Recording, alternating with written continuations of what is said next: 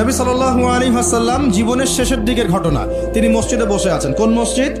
মসজিদে নববী। কোন মসজিদ? নববী। এখন একজন ব্যক্তি আসলেন, এই ব্যক্তির গায়ের জামাটা অত্যন্ত সাদা ধবধবা, চুলগুলো কুচকুচে কালো, এবং তাকে দেখে মুসাফির মনে হচ্ছে না, খুব টিপটাপ পরিপাটি একজন মানুষ ঢুকলেন, সুদর্শন। এসে নবী সাল্লাল্লাহু আলাইহি ওয়াসাল্লামের হাঁটুর সাথে হাঁটু লাগিয়ে দিয়ে বসে পড়লেন, যেমন করে আমরা আত্তাহিয়াতু লিল্লাহি ওই সময় বসি তাশাহুদের সময়, এইভাবে বসে তার দুই হাত নবী সাল্লাল্লাহু আলাইহি ওয়াসাল্লামের উরুর উপর রাখলেন। রেখে বলছেন, চারটা প্রশ্ন করছেন। কয়টা প্রশ্ন? প্রথম প্রশ্নই করছেন, ইয়া মুহাম্মদ, বলেন সাল্লাল্লাহু আলাইহি ওয়াসাল্লাম, আখবিরনি আনিল ইসলাম, হে নবী আমাকে ইসলাম সম্পর্কে বলুন।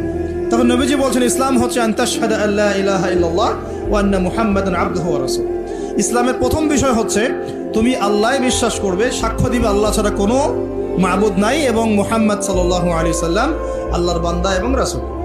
এরপর ওয়া আন তুকিমাস সালাহ, এরপর তুমি সালাত কায়েম করবে 5 ওয়াক্ত, ওয়া তুতিয়াজ যাকাত, তুমি যাকাত প্রদান করবে, ওয়া তাসুমা রমাদান, রমজান মাসে সওম বা রোজা রাখবে, এবং সামর্থ্য হলে তুমি হজ করবে।